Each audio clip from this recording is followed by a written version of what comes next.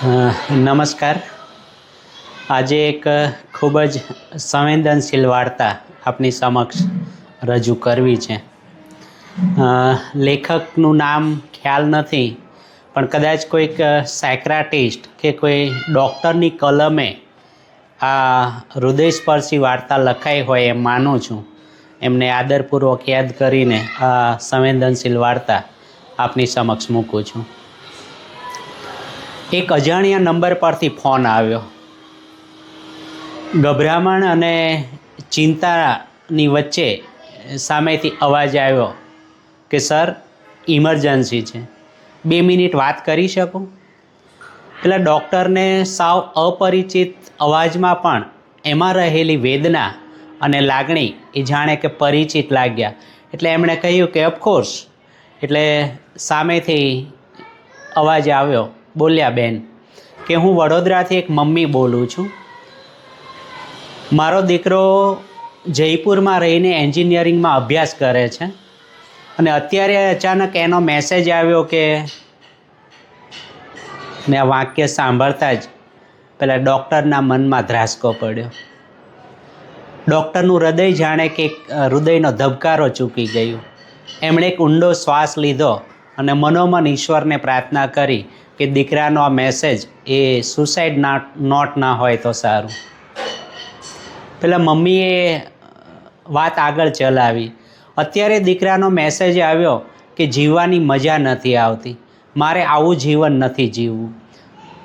દીકરાએ કરેલો આખો મેસેજ એ મમ્મીએ રડતા રડતા એ ડૉક્ટરને વાંચી સંભળાયો. એ મેસેજમાં હતી હતાશા અને નિરાશા, ડાઉટ અને ડિપ્રેશનથી ભરપૂર એ મેસેજ હતો. એક રીતે કહીએ તો આ જિંદગીની લડાઈમાં, સંઘર્ષોમાં હથિયાર હેઠા મૂકી દીધાની કબૂલાત હતી. એ મેસેજ પૂરો વાંચીને એના મમ્મીએ કહ્યું કે મારો દીકરો અત્યારે મારાથી 700 કિલોમીટર દૂર છે, મારે હવે શું કરવું? ડૉક્ટર પણ વિચારમગ્ન હતા. ડૉક્ટરને પણ કંઈ સૂઝતું નહોતું કે મારે એમને શું સાંત્વના આપવી, મારે એમને શું કહેવું. આપણું બાળક અચાનક કોઈ હાઈરાઇઝ બિલ્ડિંગ પર ચડીને, રિવરફ્રન્ટ પર જઈને કે દરિયા કિનારે જઈને અચાનક આપણને મેસેજ કરે કે જીવવાની મજા નથી આવતી, ત્યારે શું કરી શકીએ આપણે? અને ખાસ તો ત્યારે કે જ્યારે આપણું સંતાન આપણાથી જોજનો દૂર હોય.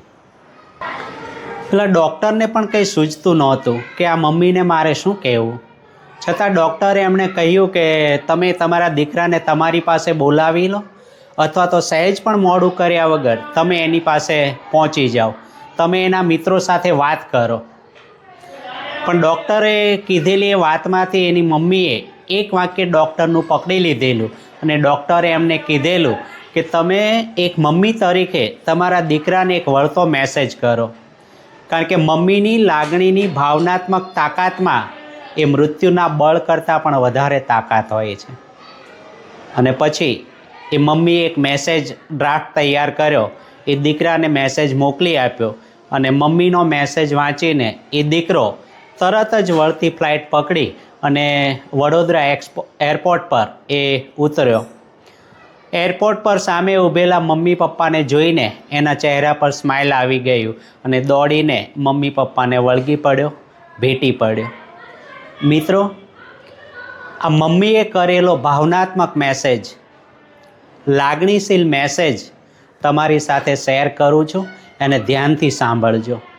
અને શક્ય હોય તો આ મેસેજને વધુને વધુ મમ્મીઓ સુધી, વધુને વધુ પરિવાર સુધી પહોંચાડો. કારણ કે મમ્મીની ભાવનાત્મક તાકાતથી અને મમ્મીની હૃદયની તાકાતથી લખાયેલો આ મેસેજ એ કોઈની જિંદગી બચાવી શકવાની તાકાત ધરાવે છે. તો મમ્મીએ એના દીકરાને કરેલો મેસેજ એ કંઈક આ પ્રમાણે હતો. પ્રિય દીકરા, દરેક લાઈન ધ્યાનથી વાંચજે અને સમજવાનો પ્રયત્ન કરજે. તો એટલો ઇન્ટેલિજન્ટ અને મેચ્યોર તો છે જ કે આ મેસેજ યોગ્ય રીતે સમજી શકશે. બેટા, પાનખરમાં ખરી પડતા પાંદડાઓને જોઈને કોઈ વૃક્ષ નિરાશ નથી થઈ જતું. ડિપ્રેશનમાં આવ્યા વગર એ જ જગ્યાએ ઊભા રહીને તે સમય પસાર થવાની પ્રતીક્ષા કરે છે. પોતાનો ખરાબ સમય ચાલે છે જાણવા છતાં પણ પૂરી ધીરજ અને શ્રદ્ધાથી વૃક્ષો વસંતની રાહ જુએ છે, કારણ કે એમને કુદરત અને ઋતુ પર વિશ્વાસ હોય છે, સમયની ગતિ પર ભરોસો હોય છે. અડીખમ ઊભા રહીને પાનખરનો સામનો કરવાની એમની હિંમત જ એમને વસંત સુધી પહોંચાડે છે. સમયનું ચક્ર ફરે છે અને તેઓ ફરી એકવાર લીલાછમ થઈ જાય છે. સૂકી અને મૃતપ્રાય થઈ ગયેલી ડાળખીઓમાં કૂંપળો ફૂટે છે, નવા પર્ણો આવે છે અને ફૂલો ઉગે છે. વસંતને લાવવા માટે વૃક્ષો કોઈની સાથે જંગ નથી લડતા, બસ બદલાઈ રહેલી ઋતુઓ અને મોસમના મિજાજનો સ્વીકાર કરે છે. તેઓ આત્મહત્યા નહીં, સમર્પણ કરે છે. બેટા, તને જ્યારે એવું લાગે કે તારા આત્માનો એક ટુકડો દરરોજ મૃત્યુ પામી રહ્યો છે, ત્યારે વસંતની પ્રતીક્ષા કરજે અને વિશ્વાસ રાખજે કે નક્કી કોઈ ચમત્કાર થશે. તારી અંદર કશુંક દિવ્ય, નવ્ય અને ભવ્ય અંકુરિત થશે. બેટા, તું કહે છે કે જિંદગીમાં આગળ જઈને તું શું કરીશ અથવા તો કશું કરી શકીશ કે નહીં, એ વિશે તને શંકા છે. તો બેટા, મને અને તારા પપ્પાને પણ એ નથી સમજાયું કે અત્યાર સુધીના જીવનમાં અમે શું કર્યું, શું કરી રહ્યા છીએ અને ભવિષ્યમાં શું કરશું. જીવન એ કોઈ કોન્ક્રીટ રોડ કે એક્સપ્રેસ હાઈવે નથી બેટા, કે જેમાં એક શહેરથી બીજા શહેર સુધીના કિલોમીટર્સ અને ડાયરેક્શન નિર્ધારિત કરેલા હોય. જીવન આવું જ છે બેટા, અચોક્કસ, અણધાર્યું અને અનિયમિત. અહીંયા કશું જ પૂર્વ નિર્ધારિત નથી હોતું. આવનારી પ્રત્યેક ક્ષણ એ અનિર્ણાયક જ હોય છે, અનિર્ધારિત જ હોય છે. બેટા, મારે તને એટલું જ કહેવું છે કે કુદરતે આપેલી જિંદગી પૂરી કરજે. આ જિંદગીની ટ્રેનમાંથી ઉતરી જવાની ઉતાવળ ન કરતો. જીવનના દરેક સ્ટેશન પર ફેરિયાઓ અલગ અલગ પરિસ્થિતિઓ ઓફર કરશે. દરેક સંજોગોનો સ્વાદ ચાખી લેજે. મન ભરીને આ મુસાફરીને માણી લેજે. કોઈ સ્ટેશન કાયમી નથી, કોઈ સ્વાદ પરમેનન્ટ નથી. દીકરા, હતાશા કે ડિપ્રેશનની લાગણીને કાયમી સમજી લેવાની ભૂલ ના કરતો. કોઈ સ્ટેશન પર ટ્રેન લાંબો સમય રોકાતી નથી, માટે અકાળે જમ્પ મારીને ઉતરી ના જતો. તારે હજુ બહુ લાંબો રસ્તો કાપવાનો છે. જિંદગીની ગાડી ખોટવાઈ જાય તો એને રિપેર કરવાની હોય બેટા, છોડી ન દેવાની હોય. બેટા, એક કામ કર, તારી આસપાસ ફૂટપાથ પર રહીને જીવતા બાળકોને તું ઓબ્ઝર્વ કર.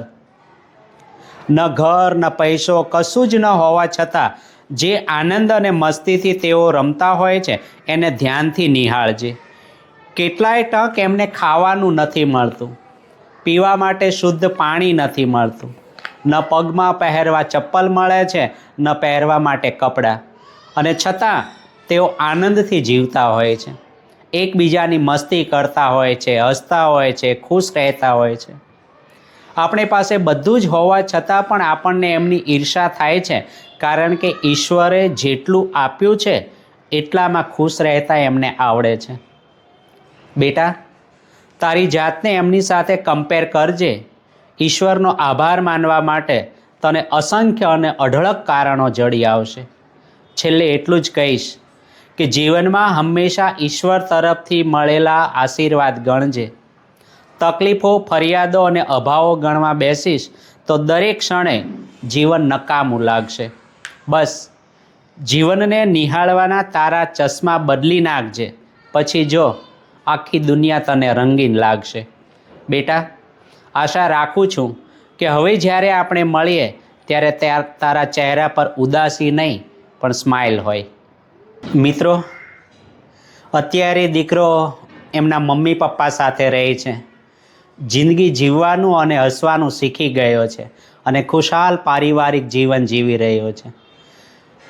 દરેક પરિવારમાં સૌથી મોટા મનોચિકિત્સક અને ફિલોસોફર દરેક વ્યક્તિના ઘરમાં જ હોય છે, અને એ હોય છે એમના મા બાપ.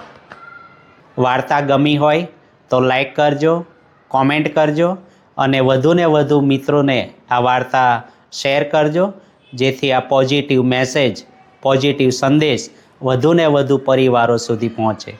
અસ્તુ વંદે માતરમ.